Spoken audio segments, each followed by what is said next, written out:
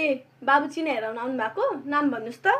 जनक घिमिरे 2048 चैत 17 गते सोमबारका दिन। बाबुको मकर राशि हो। देख्नुभयो ठ्याक्कै मिलाइदिएँ। तपाईँ सही ठाउँमा आउनु भएको छ क्या, ठ्याक्कै मिलाउँछु म। तपाईँको बिहे भइसक्यो है? देख्नुभयो यो पनि ठ्याक्कै मिल्यो।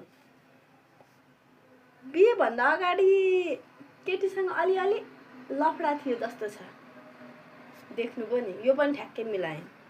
तर तपाईँले श्रीमती चाहिँ कायदाको पाउनु भएको छ।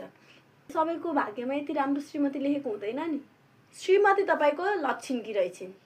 श्रीमती भित्रदेखि तपाईँको जिन्दगीमा सबै राम्रो भएको छ। एउटा छोरी पनि छिन्। देख्नुभयो त? मलाई त चिना हेर्नमा नि गिनिज के भन्छ त्यसलाई, गिनिज वर्ल्ड रेकर्डमा नाम लेखाइसकेको छु मैले।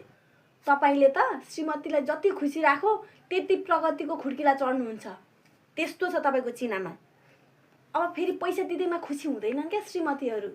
घरको सिनिक्क काम गरिदिनु, भाँडा माझिदिनु, खाना पकाइदिनु, घर सफा गरिदिनु, लुगा धोइदिनु, ओछ्यान मिलाइदिनु, टोयलेट पनि सफा गरिदिनु, सबै गरिदिनु त कति खुसी हुन्छन् श्रीमतीहरू। श्रीमती खुसी भयो कि तपाईँले प्रगतिको खुड्किला चढ्यो भन्ने सोच्नु। त्यति लक्षिणकी छिन् श्रीमती। अझ मेरो कुरा मान्नुहुन्छ भने तपाईँको यसो चिना हेर्दा तपाईँले त बिहान उठेर श्रीमतीको खुट्टा ढोक्दा पनि हुन्छ।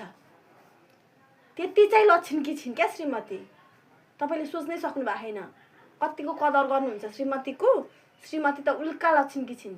यो श्रीमतीलाई चाहिँ गुमाउनु हुँदैन है तपाईँले। बहिनी तपाईँले जे भन्नु लाउनु भएको थियो त्यही भनिदिएको छु तपाईँको बुढालाई। मक्ख परेर आएका छन्। अब थपक्कै आमा 1000 रुपियाँ हालिहाल्नु। यत्रो मेहनत गरेर भनेको छु।